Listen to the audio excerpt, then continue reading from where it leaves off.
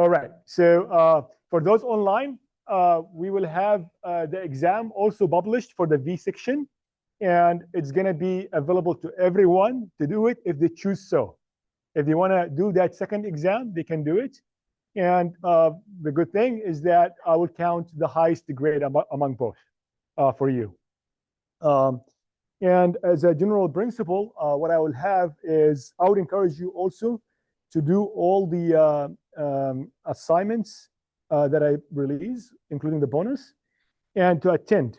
So attendance has a higher precedent over the assignment, in the sense that if you just do an assignment and you are away not attending the 75%, I'm going to fail you.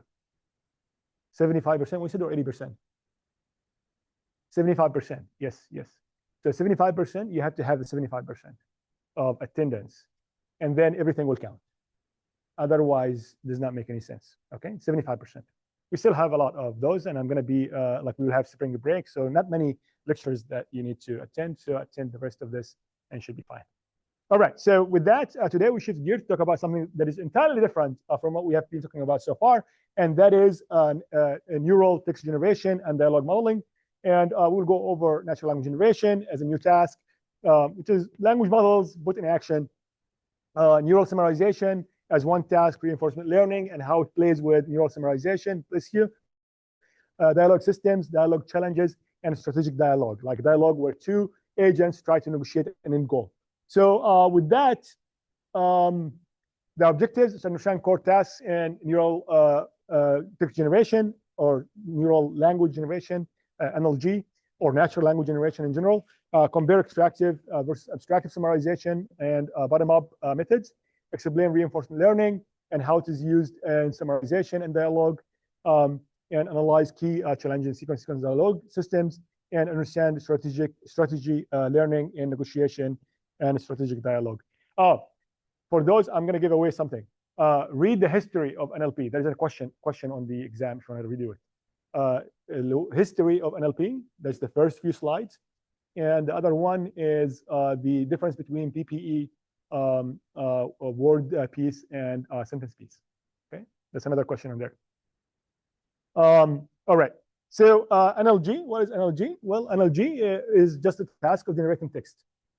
That's all what it is. So you can have the input being structured data, prompts, or unstructured sources, and you want to generate text from that. And it is going to be a very important subfield. And, you know, we don't have to explain that because now we have GPT. Many of us use that for answering the questions that I have to deal with. But it is a crucial subfield for NLP, enabling machines to produce coherent, contextually relevant, and human-like text. Key applications of that would include machine translation, very prominent application, and summarization, particularly abstractive summarization, as opposed to extractive summarization. Extractive summarization is statistical summarization with highlights. Abstractive summarization is going to be summarization that takes into account some learning module, like, you know, heavy learning module. The reason I'm giving you the sheets so that you can look at them if we have anything in a summation, any issues with summation, any issues with the fairness of the evaluation. Anything done with the blue is going to be my grading. Anything done with another color is going to be his grading. So he graded 2 questions, okay? So make sure that everything is good. And, you know, he's a good, reliable grader, but, you know, make sure. Yeah. Key applications, machine translation, we said. And so it converts text from one source language to a target language. This is very nice. Example is a neural MT, transformer-based, including T5, BERT, and MBERT. The 2 main types of that is going to be statistical machine translation and neural machine translation. We had also rule-based machine translation, but this is, you know, more or less statistical machine translation as well. But these are the 2 broad ones, like statistical machine translation, phrase-based MT, hierarchical SMT, and there is a neural-based translation, sequence models that we explained earlier in the semester. Abstractive summarization, on the other hand, is going to be generating concise, human-like summaries of documents. The example of that would be based on something like BART or T5 or Pegasus. Techniques are going to be abstractive. It's going to be phrase and restructure input, and extractive, which selects key phrases from the sources. So another application is dialogue systems. We'll talk about those today also. Those dialogues can be like for multiple purposes, could be a chit chat modeling system like open domain conversations like ChatGPT and Blender bot. How many of you pay for ChatGPT? How many of you have been following the surveillance and DoD applications with ChatGPT? Did that influence your decision to use ChatGPT? Okay. Never use it again, yeah. So the worry is that right now, the worry is that like, every interaction that you have with ChatGPT is going to be a surveillance material. That's the worry. And yeah, it's a very interesting discussion. Maybe we'll have to put it for the ethical discussion when we talk about it at the end of the semester.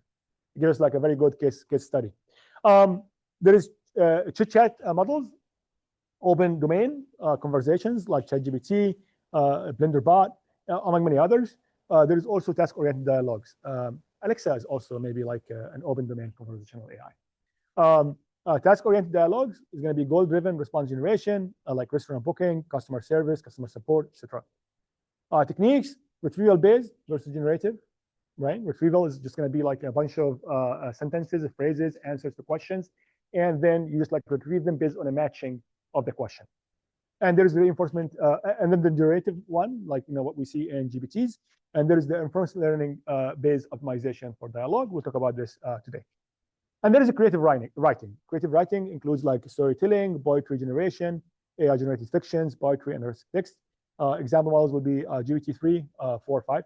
And there is Bard. It was the Bristol. Who knows Bard? What was it? Google's model, right? Similar to Gemini.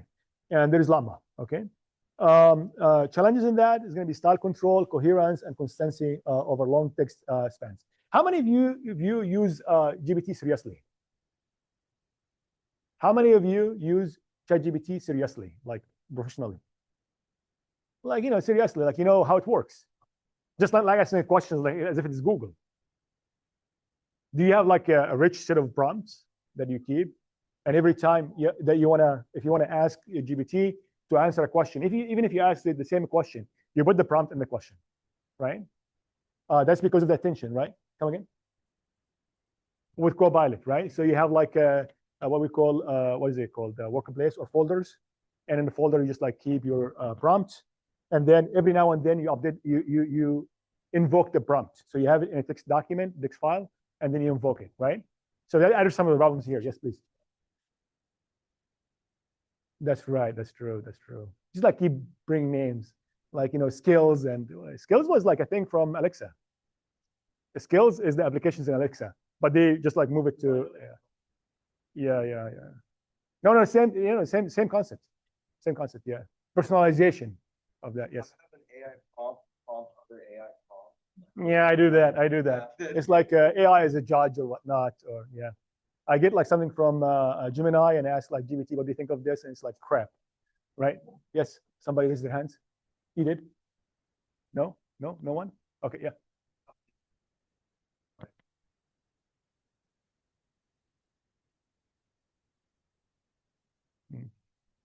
Claude, okay. I rarely use a Claude, and that was for a moral reason. But I use GPT for coding, and I use the Gemini for search integration with Google services. Yeah. Okay, so creative writing, some of the challenges: style control, coherence, and consistency over long text spans. And now we know better how to deal with those issues. So those are like issues to do with creative writing. They are more prevalent creative writing. Another application is a free-form question answering. This could be generate answers from an open-ended prompt rather than selecting from predefined options. Example, open domain, QA, like GPT-based models or RAG models. Techniques will include RAGs or fine-tuning on some QA data sets. And then finally, there's image captioning, where you generate description captions for images. The model architecture is going to be CNN for vision, transformer for text, and you can use other things for like images or whatnot, like the combination of both images and text. This includes clip, blip, flamingo, and sim VLM. Example is Coco captioning challenge and the show attend tell model. Okay, so let's start with a concrete example so that we can dive a little bit deeper into technical aspects of those NLG tasks. And let's start with summarization. So summarization is a couple of types. There is the extractive and the abstractive type of summarization. Extractive type of summarization is going to be more of a rule-based. It's like classical one, statistical one. And then there is the abstractive one, which is generation-based. So the bottom-up summarization is a method that selectively extracts salient contents from the source text before generating an abstractive summary. So you just like first like highlight parts of the text, and then the eventual part without those highlights or with the highlights is going to be depending on like what you're doing. Like if you're highlighting for discarding or highlighting for inclusion, then that part is going to be used for training some abstractive system, and then use that. Make sense? It combines creative and abstractive approaches. This is the bottom up, where the model first determines key phrases and sentences, then paraphrase and reorganize them for coherence to have like flow, a natural flow of the summary. The advantages of this is that it reduces hallucination common in purely abstractive models, because generation starting with nothing is going to be problematic. It balances informativeness and conciseness and provides better content control over traditional ones. And so in ChatGPT world, if you want to do the summarization, you say, strictly speaking, just generate for me a summary based on the lexicons of this input. Let's say, for instance. And this captures the bottom-up approach for summarization. All right, so how does it work? You start with the content selection. So you have the input. The input is going to be on the source. And then you select a bunch of sentences you think, or not you think, you determine that they are useful for the summary. So identifies important sentences or phrases. With that, you can do it in multiple ways. One way is to do it with attention mechanisms, with self-attention and transformer. You can attend to the more important ones based on the context. You can also use salience scoring models. For example, you can generate from those sentences TF, IDF scores, and those are features, and those features are going to be scored based on their importance, right? Whatever importance means in this space. You can also use BERT-based classifiers to be able to classify a sentence important, not important, based on the larger context. There's also reinforcement learning. Reinforcement learning, we'll talk about it in a second. It's going to be for importance ranking. So you can rank which one is important based on some overall objective. So what is reinforcement learning? Reinforcement learning is building a policy that is going to maximize an objective function at the end of the run, okay? And so you can imagine that the game itself is to select what is the combination of sentence of phrases from here, like which one to discard or which one to keep, that is going to maximize some quality metric at the end. What kind of quality metric that we have that can evaluate summarization? It could be like the BLEU score or Meteor or perplexity for generation. Make sense? Okay, so you do that.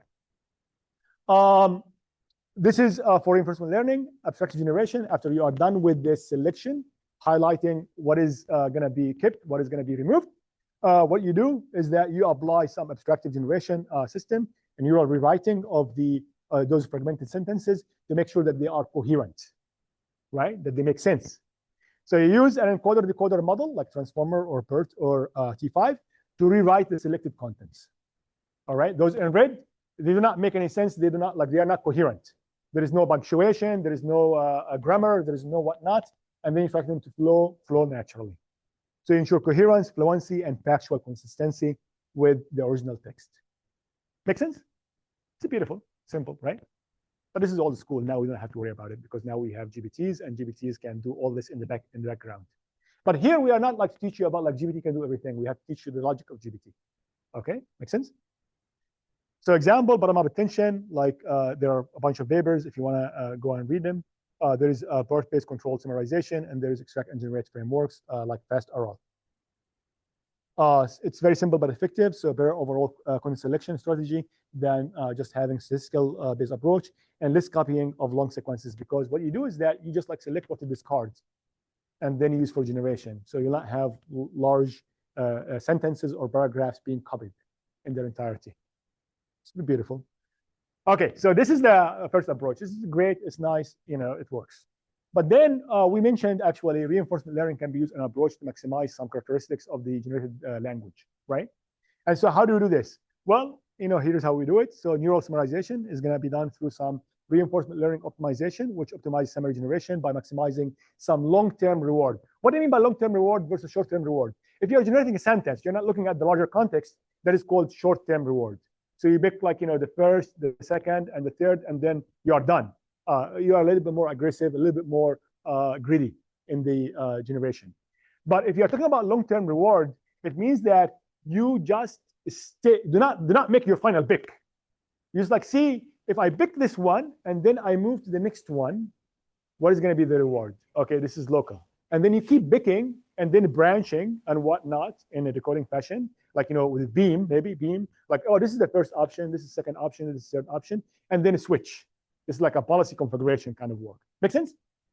This is like long-term. So you try to minimize this long-term reward, and this long-term reward is going to be particularly aligned with a human-based annotation, like a human-generated summary. Okay, that's why I said blue, right? So you have the summary created by the machine, a summary created by the human, and then you can have anagrams from both, and then try to match them. How much they overlap? Make sense? At an anagram level. Or maybe you can have the human evaluate the output of the machine, and that's going to be the golden standard, the human-based, right? This is a question from the exam that we had earlier. So you use ROG, you use BLEU, you use whatnot. To do that, it overcomes the limitations of standard sequence models trained with the maximum likelihood estimation, which suffers from exposure bias or mismatch between training and evaluation metrics. This is another question that we had in the exam. But we have already covered that in another summarization-based approach or even translation. So the advantages, it improved long-term coherence, alignment with human judgment, and reduction in exposure bias. So MLE-based summarization issues, exposure to bias. Again, this is summarization, exposure to bias, and lack of diversity in generated outputs. This is going to be like, repetition and whatnot. And RL provides better summarization optimization. It directly optimizes evaluation metric like ROG, and it embeds that into the selection criteria of which paragraph to include in the output of summarization. So it improves the ROG, the Meteor, the BLEU, and aligns better with the human feedback. Uses a reward function to guide the learning process of the selection of which one to add and which one to discard, and can incorporate the human feedback with the reward modeling from human preferences. It's a little bit more difficult to do that automatically in the end-to-end model, but can be done. Challenges of that, because you are building a policy, there's going to be a high variance in the policy gradients that lead to unstable training. So it's RL is expensive, relatively speaking. And then defining a good reward function is going to be non-trivial, especially if you add in this reward function multiple factors, like the actual text quality, fluency, blah, blah, blah, blah, blah, and humans, right, in the loop. Finally, it's computationally expensive, as I mentioned. It's compared to the standard fine-tuning system or the simple selection of rule-based. Okay, good. Any questions? Questions? All good? All right. So a little bit about this. How many of you have learned reinforcement learning in machine learning?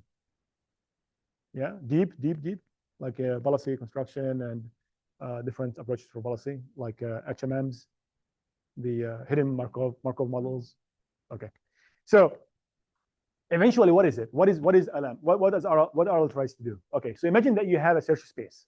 All those like sentences eventually, all those paragraphs eventually are going to be used to construct for you an output, like a paragraph, let's say. Okay, and so you can imagine that each of the phrases can be or cannot be in the output, and this would look like a random walk, right? Like, what is the chance of having, like, this one given the previous this particular phrase given the previous phrases that have been selected?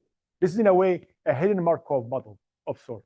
Okay, and your role here is to maximize a policy that is going to be selection of items, bins, and this whole set of paragraphs, which one to select, right? And which one not to select. So as if like you are dropping a drop in the bins of the ones to be selected in a large set of bins, okay?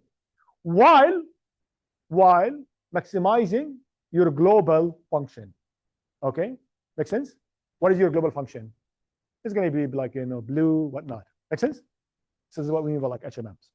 So policy gradient methods or reinforce directly optimizes reward function using the Monte Carlo sampling approach. So you sample like a few of those sentences to be included.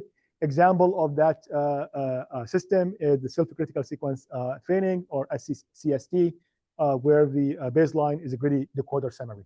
We not talk about did we talk about decoders? Decoding? We did not talk about decoding. We'll talk about it later. And you'll know like what is a greedy, what is a beam search, what is whatnot in this regard. Okay, it'll be like clearer. So what we mean by this decoding is like if you have to generate a sequence, then a sequence from like each part of the sequence, like each part of the sequence could be a word. Then how do you select the word? We explained that earlier with the greedy approach. Remember when we were generating words based on the previous words? We said the one with the highest probability is going to be selected. All right? Or you can use top K. Or you can use, because eventually a word does not mean much. A word carries just a meaning for itself. But then eventually you want to generate language. You want to generate paragraphs, right? And you want to look at the quality of the paragraph overall. So if I choose good or awesome, would make a difference based on the larger context, right? And so when I say which particular word to catch in the longer term is going to be based on what? Based on the overall kind of view, right? But you not see the view because you not generate anything. So you generate a few samples, you sample, this is sampling. You sample a few outputs, right? And then extend your generation and see like every now and then how you are doing with respect to the objective function. Make sense? Okay. So this is what we mean by like the policy gradient method. So it's examples of critical sequence training. And where the baseline is a greedy decoder summary. In this case, greedy. Greedy means that you are taking the highest likely one to generate the optimal, like the not the optimal, but the highest reward. And then you apply the actor critic method, which uses an actor or a summary generator, and a critic, which estimates the reward more accurately in a simulation fashion, improves stability over pure policy gradient. And the example of that is going to be the deep reinforcement learning with advantage actor critic, or A to C, for summarization. Those are advanced techniques. I mean, the point of this class is not to teach you the advanced research techniques in this domain, but to give you awareness of them. So you know like the two different flavors of creating that. Reward shaped training is another approach where you have a hybrid model that combines the MLE retraining, which is very fast, very quick, and they're all fine tuning, a little bit slow. So you combine good of both worlds. Example of that is going to be BERT-SUM plus ARAL, or BART plus ARAL in fine tuning. So BERT-SUM is going to be the simple MLE-based retraining, whereas the ARAL is the ARAL. And these are the papers that highlight those. Just please go ahead. ARAL. You are using ARAL. Yes. Yes. Yes. It's ARAL based. Any questions? This is state of the art. Like reinforcement learning, state of the art in this space. Okay. All right. So these are like highlights from some of the papers that we just like mentioned earlier, like the ones that I put at the bottom. It's not really important, but to show you like what it means if we have like ARAL in the process, or ML plus ARAL, the combination. So here, ROG. Remind me, ROG. The higher the better, or the lower the better? Why and why? The higher the better, because it's overlap in n-grams, right? Overlap in n-grams. So the more that you have overlap, the better is going to be the summary, right? So ML with no intra-attention, you have the ROG. Let's forget about the other ones. So you have the ROG, ROG1, ROG2, ROG-L based on the longest common sequence, LCS, right? And so the higher the better. And so you find out that ARAL with no intra-attention is going to be 47.22. That's going to be the highest. Whereas ARAL plus ML with no intra-attention is going to be 47.03. A small drop, right? And it's inconsistent because you can see it in ROG2, it improves. In ROG-L, it just, second best. Make sense? But what is the good thing about ML plus ARAL? It gets you some advantage. Slightly smaller ROG, it's not consistent, but like slightly smaller ROG in two cases, but you have here the readability and the relevance of the summary is going to be way higher with the ML plus ARAL, okay? Because ARAL can hallucinate. ML less so. Sorry, the other way. ML can hallucinate, right? MLE can hallucinate, right? Yeah, it's BERT, can hallucinate. ARAL is going to be an optimization of a long-range policy. So it has you less hallucination, okay? So this is the advantage of that. All right. Any questions? We are done with summary. Okay, this is a very good candidate for a final question. Okay, even if I give you like 1,000 questions. Oh, by the way, how many of you would like to have true false as their final second midterm? Like raise your hand higher. Only true, false, and a multiple choice. Okay. Really? Okay. Okay. I think about it very positively. Yeah. And the reason for that is really selfish of me, grading. Really, I thought that it's going to be easy, but then like I spent a lot of time with that. And then I had like I suffered a lot because however I say it nicely, politely, write something that I can read. People do not do that. You know, I really like the people who just like leave it empty now, right? Because some people like write too much, and then like they are better being physicians than like computer scientists. Because physicians understand each other. Yeah. Okay. Well, you limit my options then for the scales and whatnot, but we can do it. Definitely, we can do it, and we can make it like so long that you'll regret it. All right. You'll have to guess at the end. This is not history. This is not history. You have to read the questions. I'll tell you something funny. But guys, do not judge me better than that. So when I did this true, false, and multiple choice, I shuffled the questions in a way that will make you doubt your answers. So I have 5 B's after one another, 3 A's, 5 truths, right? You saw that? You noticed that? Yeah, that was engineered. Yeah. Childish, yeah, I know. But like when you have so much time and you are teaching only one class, you can do it. 5 B's. The last chunk of questions are 5 B's, and 3 A's before them, and then truths like there is F, T, F, and then T's. 5 T's. Okay. So I not had to do anything. I just memorized the answers and I grade them very quickly in 1 hour. Before I saw him, I was like done with the grading of the true, false, multiple choice. And if I had them all like that, it's going to be a couple of hours. I'm done. Yeah. I'm good at like memorizing sequences, like a sequence, 15 or 20. I'm good at that. I'm going to learn how to be good at 30 so that you can have 60 questions. All right. Okay, so let's move on. Dialogue is another application of NLG. Okay. And it's a very nice application. So dialogue refers to NLP models that process or generate interactive text based on some conversation and context. So the system can be broadly categorized into task-oriented and social dialogue models. When I offered this class at in 2018, a while ago, students who had the class for the first time, a lot of them were from psychology. And all of them did like a mental health chatbot for their projects.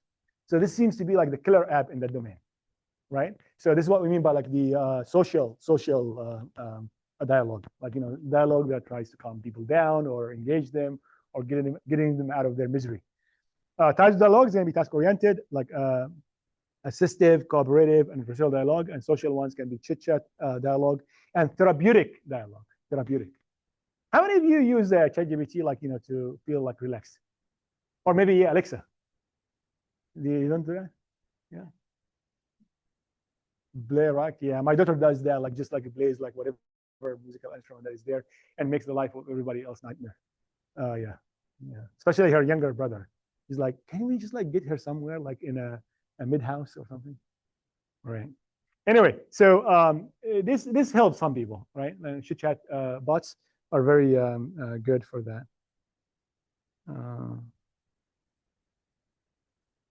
Yeah. So these are the 2 types. There is like the task-oriented, and there is a social dialogue, and those can be like chit-chat dialogues or therapeutic dialogues. I know that most of us use chit-chat, right? Like tell me like what is the best way to do this and that, right?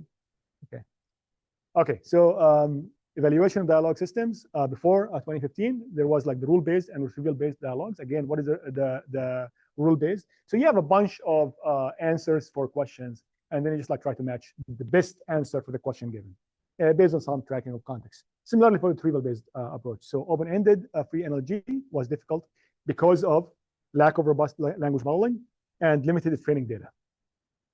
Then most dialogue systems relied on a couple of ideas like predefined templates or retrieval-based kind of methods.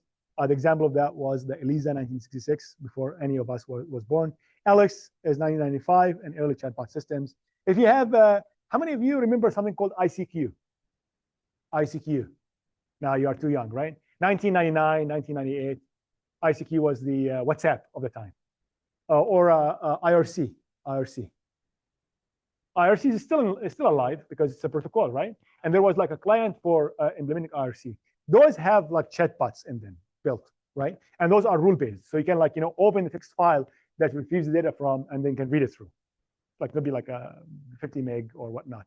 Small by the measures today, but like back then it was like state of the art, right? Yeah. I'm old enough to remember those, and I've played them, right? Some of them are like being revived, like Wolfenstein or whatnot, right? How many of you played that? Wolfenstein? Yeah. So it's revived, I hear, right? No longer interested in games, but I remember those chat bots and whatnot. Okay. But guys, you will really appreciate the internet if you have seen its birth. And I've done that. I saw it, right? We have gone a long way. Right now, my kids complain about having like 1 gigabit per second up and down, right? I remember working on the 56K with like, if you want to like run, like kind of make a connection or, check email or whatnot, at some point in the morning, for example, you will wake up everyone in the house, right? No longer the case. Yeah. How old are you? You did not see it then. Okay, carry on. Yeah. Yeah. Oh, it is. Or even like seeing the graphics. I mean, like, right now I'm like worried about their mental health with like real graphics. Shooting is becoming like real shooting. Right. Back then you have to like, imagine it. Like Wolfenstein of the time was like big pixels on like a CRT monitor that like, that heats up, like make like the whole place like very hot once you like, use it for a couple of hours. Those are the days, right? Okay. So post 2015, that was the sequence, the models, and so we have their world. Dialogue types, we have somebody there telling us about history. I'm old too. Okay, sounds good. Yeah, we are all old. So task-oriented dialogues aim to achieving a specific goal by assisting users in completing a task. They can be assistive dialogues like customer service bots. Could be cooperative dialogues like in competition, like not competition, aiding. So two people are trying to achieve a certain goal, and there is adversarial dialogue where people are competing against one another. We'll explain each of them briefly. The examples here, like, for example, in assistive, you have Alexa. I mentioned Alexa. In cooperative dialogues, we have AI teammates in games or negotiation bots. In adversarial dialogues, IBM projects like debaters or whatnot. Okay. Oh, by the way, speaking of which, right now games include adversarial dialogues, and also they include economic theories, right? So you have inflation and whatnot in them. So on the one hand, you don't want kids to play too much games. On the other hand, they have like much better grasp of economy and finance and whatnot than I could imagine. All right. Right. This is good. Okay. Social dialogue. This is the first one of them. We have three types of dialogue. Social dialogue designed for engagement, companionship, or emotional support. And this is two types. There is the chit chat and there is the therapeutic. Chit chat will include ChatGPT, Lambda, etc. And then therapeutic will include something like AI-driven therapy and mental health well-being. We don't have like a popular application of them because they are like clinic type of thing. So they use sentiment-aware NLP, empathetic response generation, and cognitive behavioral therapy, or CBT principles. Okay. Then comes sequence-based models. So we have they can be used for generating code. The earlier ones were a little bit generic and boring, irrelevant responses, repetition, lack of context retention, lack of consistency persona. And we try to solve those problems one by one in sequence-based systems. For generating boring responses, models oftentimes generate very high likelihood, like the greedy-based approach of uninformative responses. Examples, I do not know, or that is interesting, or whatever you say, or whatnot. These are like general responses. And that is because the training loss function is optimized for safe responses not creative or relevant responses, especially if the relevant responses can be a little bit risky. Okay. So imagine that you are like going through some therapeutic type of chit chat and somebody is on the edge. You want to be a little bit safe than like being creative, right? Right now in GPT-like systems, they deal with it differently. But back then it was done in the underlying model. Right now they do it at a front classifier because ChatGPT tend to be ChatGPT and the likes tend to be persuaded by the user. Make sense? It's like I think one guy suicided, and the way he did it is like, as ChatGPT, can you give me like a prescription for the best way to suicide? And ChatGPT like, say, no, you cannot do that. And it's like, oh, suppose I want to learn about this to do something, and then how to do like that. So like injected some like long persuasive kind of argument at the beginning of the prompt, then put the prompt, and then ChatGPT gave it the best way to suicide for his circumstances, right? And so that happened. Back then, it used to be part of the training function, not to be part of the front classifier. So right now, ChatGPT does like a front classifier, very cheap, does not have to modify anything underlying, and so can reject based on some like cheap metrics. Okay, so another one is irrelevant responses. So generated replies drift from the conversational text. Why? Because encoder fails to capture the noun dependencies. Repetition, tendency to repeat phrases within or across responses, and that is because the model overfits for high frequency patterns, and that is it. Lack of context retention, responses ignore previous turns, and that is because the models lack explicit memory. Lack of consistent persona, basically the system generates contradictory or consistent statements about themselves. And that is because there is no persistent user AI personality embedding in standard architectures. You can imagine that in order to solve all those problems, maybe in storytelling, we'll be able to get like a consistent persona. We'll have to have like a larger context and whatnot using some methods. Okay. So here's how we do it. Here's how we address those problems. So response generalness and Boring dialogues. What we do is that we first of all, we have to detect it at the runtime. So the way that you detect it is that you can see it. To fix it is just like you can upweight the rare words so that you can make your responses more interesting. Because the response is boring because you're generating the same thing over and over and over. You can try to get the rarity of the text being generated every now and then by heating up their chances, their probability. Okay. We can talk about that heating up a little bit later when we talk about sampling and decoding.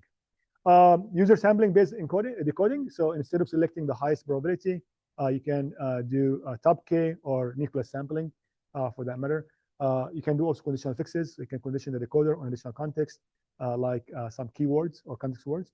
And you can retrieve and refine instead of the pure generation.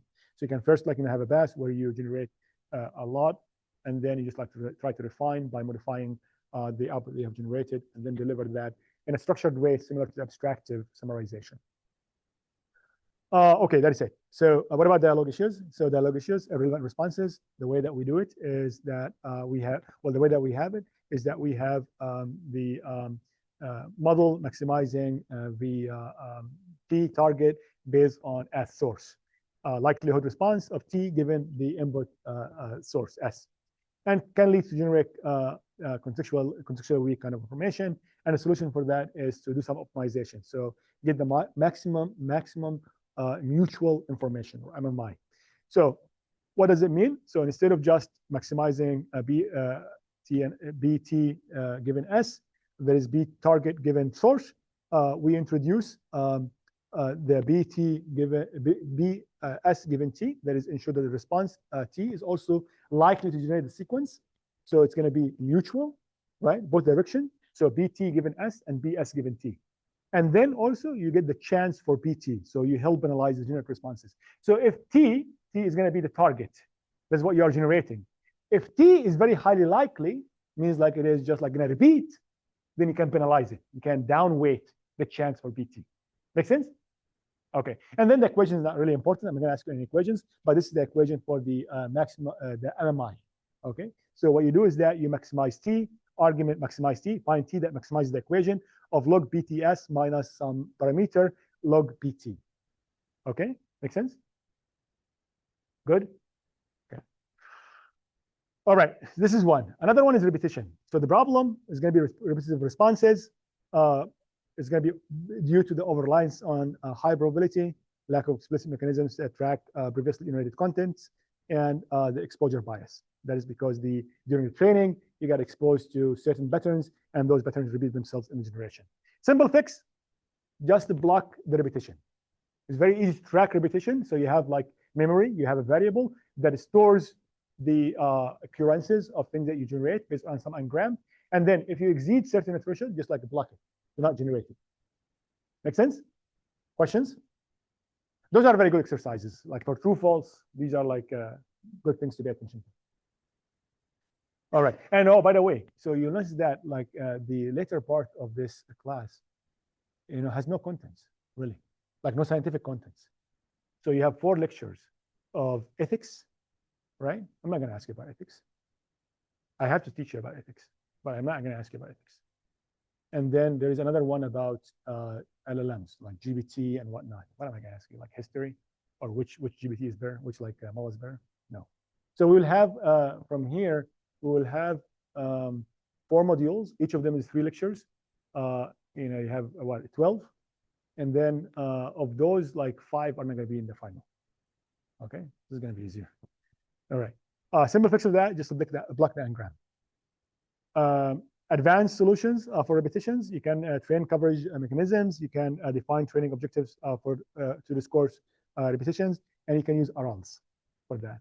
So you can use all fancy techniques that can capture repetition and avoid it. And it's going to be play on probability, right? So the likelihood of something that is appearing. In RL, we have like the objective function. So objective function can be for repetition, right? And instead of having it for glue, for instance. All right, so this is good. Lack of consistent persona. What do you do? What do you do if you have like no persona? You create one, right? Or 5 of them. In this case, like 5 of them, right? It's like, what is that? Schizophrenia. So you have 5 personas, and then you decide which persona you want to get based on the context. You get some sentiment from the input to reflect that sentiment in the output by picking the right persona. And you make it consistent, right? A persona is going to be defined by a bunch of words that can be used. It can be like angry, irritated, happy, whatnot, right? Okay, so early solutions, persona embedded sequence models, Lee et al. 2016 from Stanford. Approach, encode both conversation patterns, persona, into latent embeddings and condition the response generation on the persona embeddings. Very nice. Then back, you ensure responses remain consistent. Every time that you generate, you just like feed the persona as an embedding. Oh, by the way, the persona is just a bunch of words, right? So when I say like embedding of a persona, means like, this reserved bunch of words are going to be representative of the persona. I put them in an embedding, right?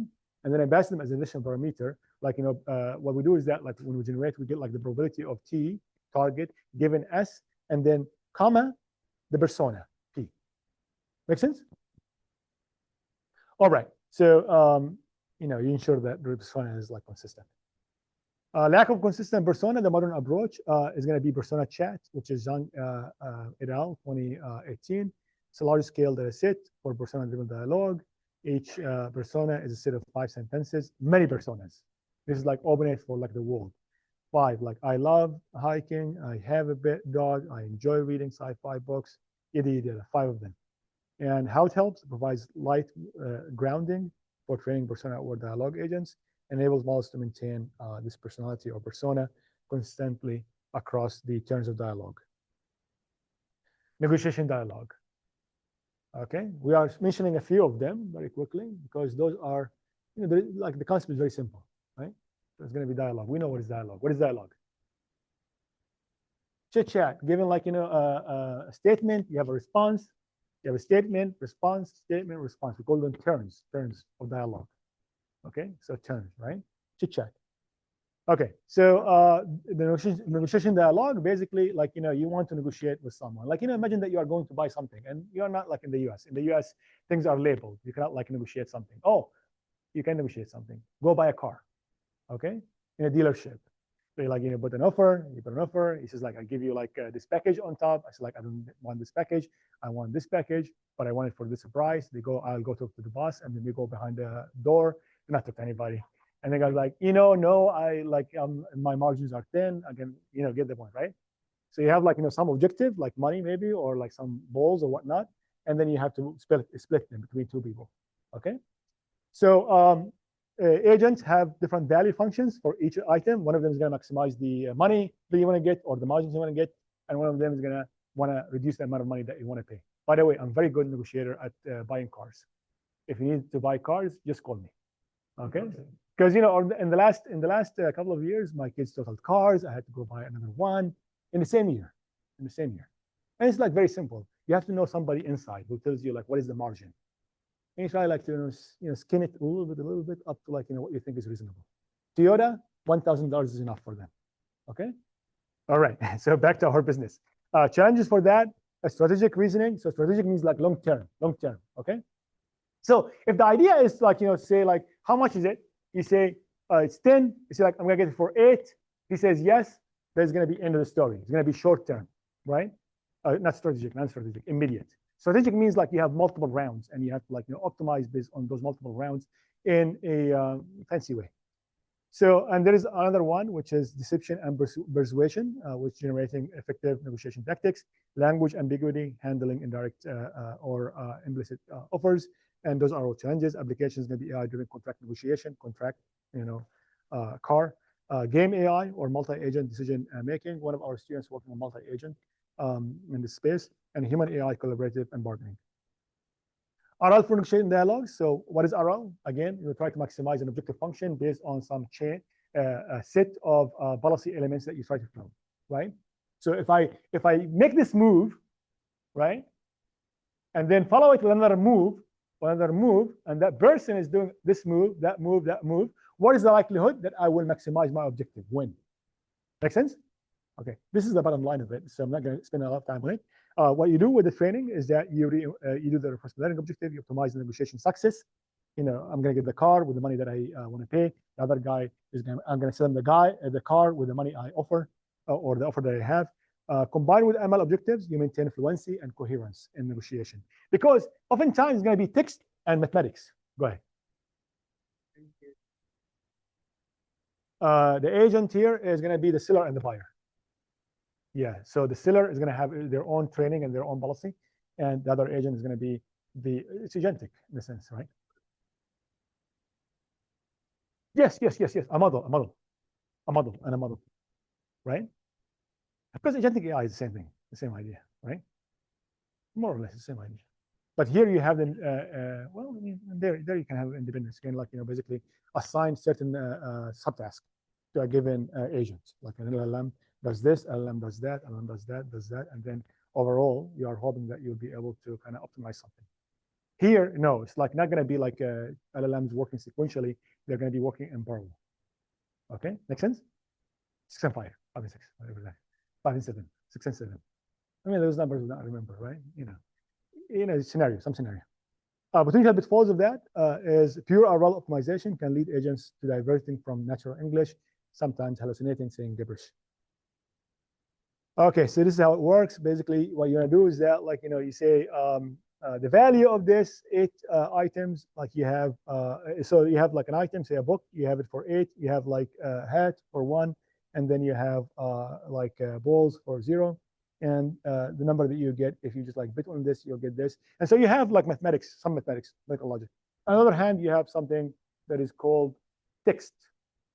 So you say like, I'd like all the balls. Then the response would be, okay, if I get everything else. Response, if I get the book, then you have a deal, the context. You have to optimize based on the cost. Okay?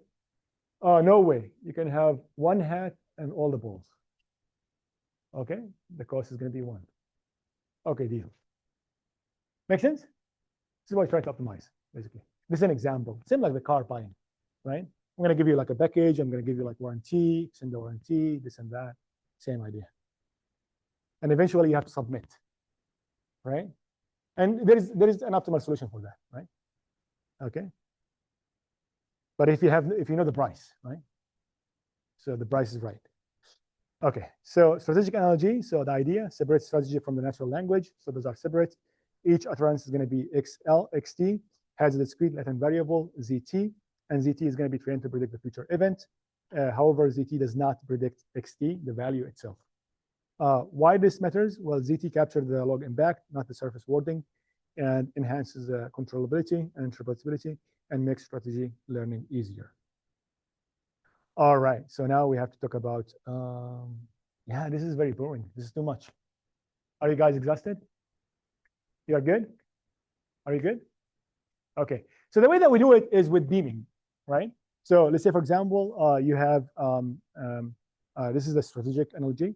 So what you do is that you just generate a candidate response. Like, for example, you get one book, and I will take everything else. And then you generate like some candidates. So you write, a great deal, thanks. Or you say, no way, I need all 3 hats. Okay, and then based on that, like, statement, you branch out. You give 2 responses. And then you say, like, anytime for the response, great deals. And then it might be, the answer might be like, no. Similarly, I'll give you like 2, and then, okay, fine. So you branch. And then based on that, you choose 3x, you calculate the cost, the reward, and the reward, and the reward, and the reward. And then you select the one with the highest reward. It's going to be the score. Make sense? It's like a planning, you plan, right? So you, like, if I tell you, like, where's your house? Don't say that. Or, just like think in your head, like, we're in a garden, but, he's maybe a serial killer. He's going to come in my house and kill me. It's like not worth it. So, like, yeah, come again. You don't know me, right? Don't know me. Right. Yeah. That's good. That's good. But, you get the point, right? So, like, we go into a negotiation process. We just branch out. And so we have a full scenario. You have to be like a skeptic about like people's and their intents. And so you get like, to this game. Negotiation. Okay. Right. Like President Trump said to Spain, we'll use the bases. They said, no way. He said, like, we can still use them. It's like, he said, no way. It's like, oh, they said that we can use them. And then he said, like, no way. It makes sense? Branching. That did not branch very well, right? It's like, no way, no way. Whatever he says, no way. I like the Spanish. All right, so key takeaways: NLG spans MT, summarization, dialogue, QA, and multimodal generation. The pure MLE training causes exposure bias and generic responses. Parallel lines generation with long-term objectives, as we have shown, and dialogue systems suffer from genericness, repetition, and persona inconsistency. And strategic dialogue separates the planning strategy from service realization. We'll come back to persona when we talk about storytelling, another application. Storytelling. In storytelling, you can build a model to, like, basically switch and swap between personas. Because, in storytelling, you can have like a person switching between personas. One time he's happy, one time he's sad, whatnot, speaking fast, not speaking fast. You get the point, right? Okay, give me the sheet back. And the reason for this is because if there is any dispute, hopefully there's no dispute. If there's any dispute, we have the sheet. All right, guys, online, do you have any questions? If none, this is it. Thank you so much. The slides are going to be uploaded soon.